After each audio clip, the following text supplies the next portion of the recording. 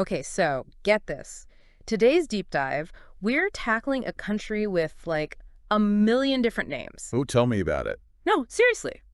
Israel, the state of Israel, the Holy Land, Canaan. Right. It's like it needs a whole passport just for its identity crisis. What gives? Why so many names? Well, it's not so much an identity crisis as an overflowing resume. Okay. Each name, it's like a chapter. It tells a chapter of this place's story. And trust me, it's a long and complicated story. Oh, I bet. So we're talking to really understand Israel today, we need to go way back. Yeah. Like time machine back to the dawn of civilization. Well, maybe not quite that far back. Okay. But we do need to rewind a bit, you know? Think ancient kingdoms, empires, those rising and falling. We're talking about a region that was home to the kingdoms of Israel and Judah thousands of years ago. Okay, so like really old history here. So that's where like this whole Holy Land idea, that's where that comes from. Partly, yes. But here's where it gets really interesting. The name Israel itself, it pops up surprisingly early. Really? Yeah.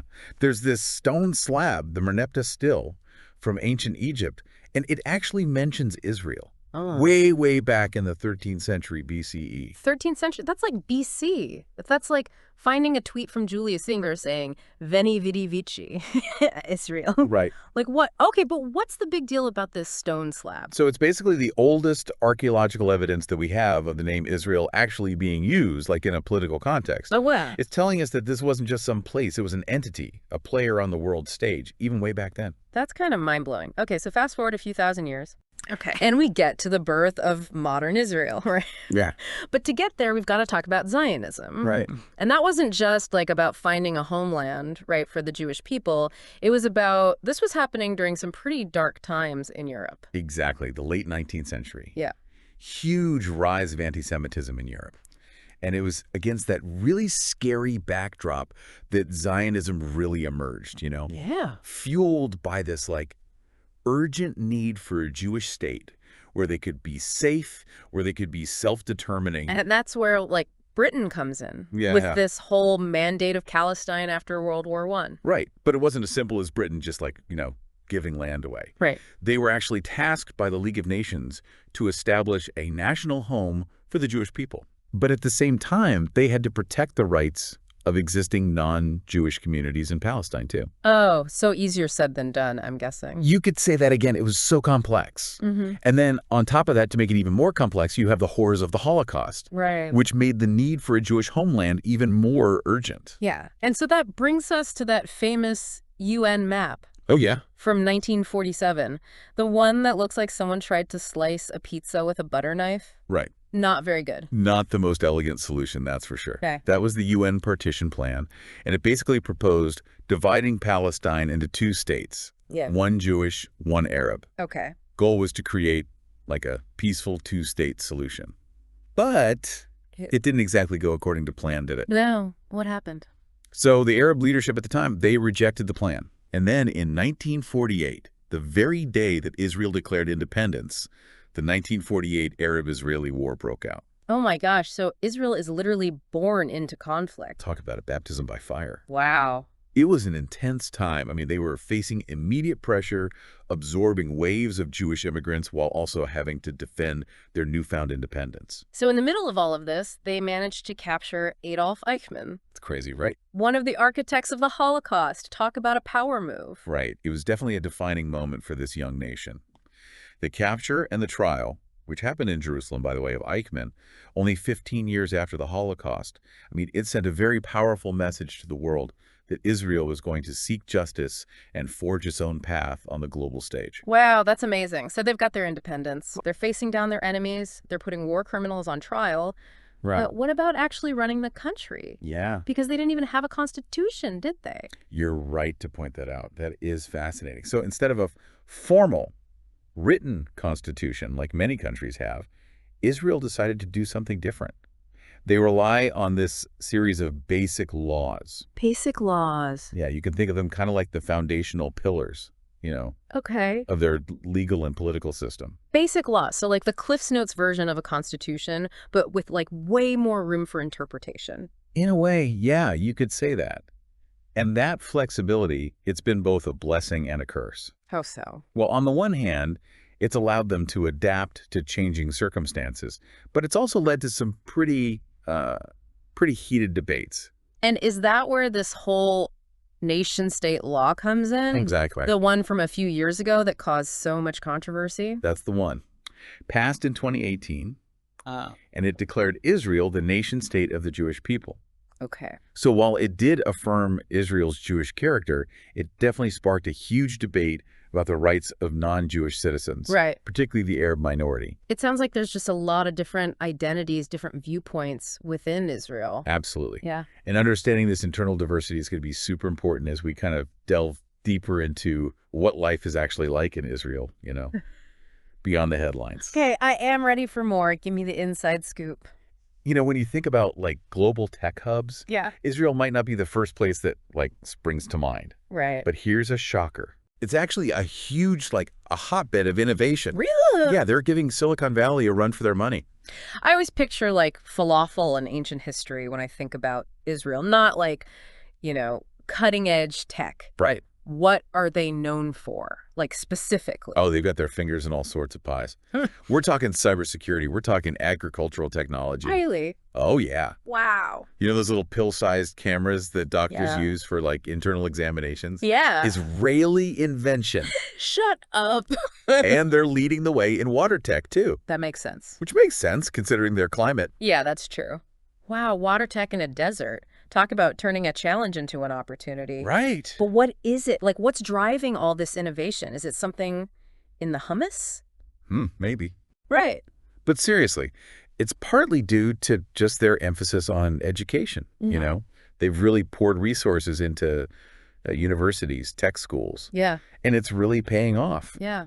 And then on top of that, being a relatively young country surrounded by, shall we say, motivational neighbors, Right. they've had to learn to think outside the box, and they've had to learn to solve problems quickly.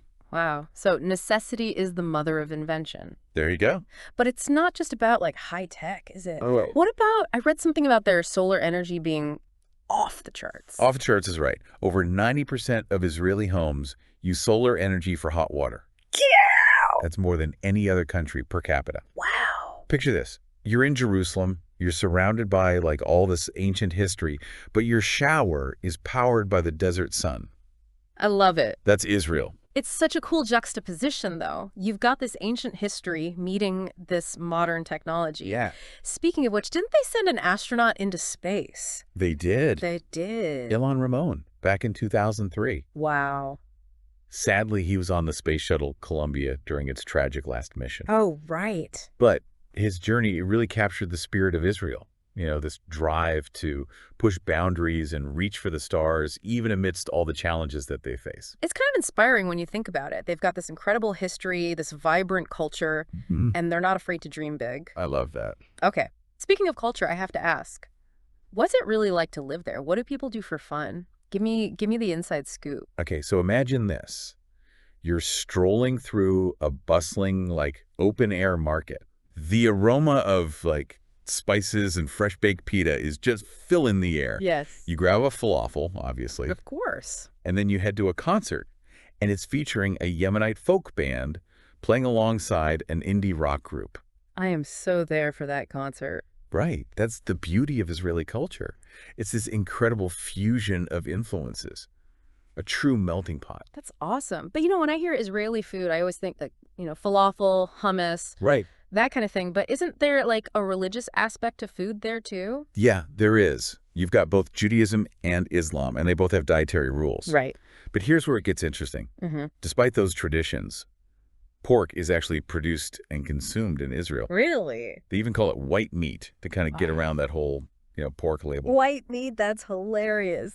Right. It's like they're trying to sneak it past the cultural radar. Exactly. Yeah, it's funny. And that kind of playful adaptation, that blending of old and new, you see it everywhere. Yeah. Take their art scene, for instance. Okay. Incredible museums showcasing ancient artifacts alongside cutting-edge contemporary art. Any museums in particular we should add to our must-see list? Well, You can't go wrong with the Israel Museum Okay. in Jerusalem. Okay. It's home to the Dead Sea Scrolls. Wait, those ancient scrolls they found in a cave? The Yeah. ones that are like 2,000 years old? The very same. Oh my God. Seeing them up close, I mean, these fragile pieces of parchment that have survived for centuries. Wow. That gives you chills. And then, plus, on top of that, they've got a killer art collection. Everything from Rembrandt to Picasso. Okay.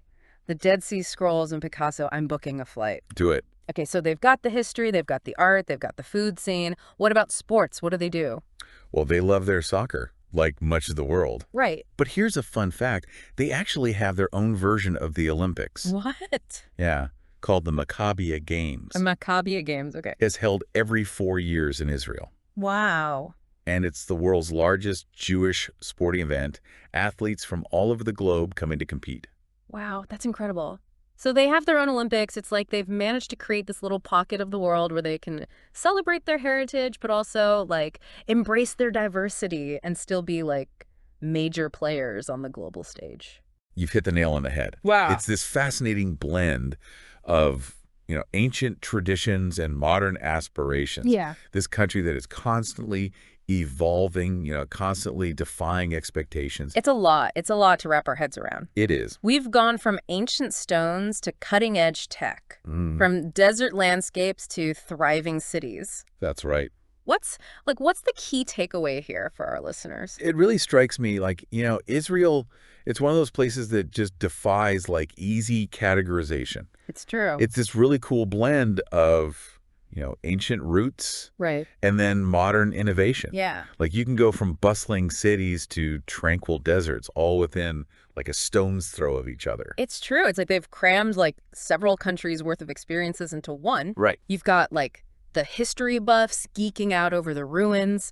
You've got the techies launching the next big thing. And then, of course, you've got the foodies like debating the best hummus in Tel Aviv. Always. It's kind of overwhelming in the best way possible. Absolutely. And then on top of all of that, we didn't even get into like all of the cultural stuff. We've got this fascinating mix of religions, of ethnicities, of languages. Yeah. It's like a true melting pot where like tradition meets like head on with modernity. I mean, think about it. Where else can you find a society that is like revering these ancient texts, but then at the same time leading the world in solar energy? That's such a good point. It's like they're living proof that you don't have to choose, right? Right. Between your past and your future. Like you can honor your heritage, but you can still push boundaries. Totally. And embrace progress. Yeah. And I think that's what makes Israel so endlessly fascinating. Totally. It's a country that is constantly evolving. Yeah. It's constantly grappling with these big questions, about identity, about security, about the very nature of a nation. Yeah, that's a lot for any country to deal with. I know. Especially one that's like relatively young and constantly in the spotlight. It makes you realize that you really can't sum up a place like Israel in a news report or even just like a quick conversation. There's just so much depth. No, you're absolutely right. To truly understand it, I think you have to be willing to, Yeah. dig deeper, to challenge your assumptions, Totally. and then just kind of embrace the complexities. You got to really dive in and explore all those layers, the history, the culture, the innovation. That's really what makes Israel so unique and so dynamic. You got it. Well, you've definitely given us like a lot to ponder today. We've journeyed through thousands of years of history. We explored this really vibrant tapestry of Israeli society, and we even caught a glimpse of their space program. It's been quite the deep dive. It really has. And if there's like one thing I hope our listeners take away from this, it's just this like sense of curiosity, a desire to kind of learn more about this remarkable country. Because as we've learned today, I mean, Israel is a land of contradictions. It is. It's a place where, like you said, ancient wonders coexist with this cutting-edge technology, where all these diverse cultures kind of intertwine, and where the echoes of the past continue to shape the present. And you know what?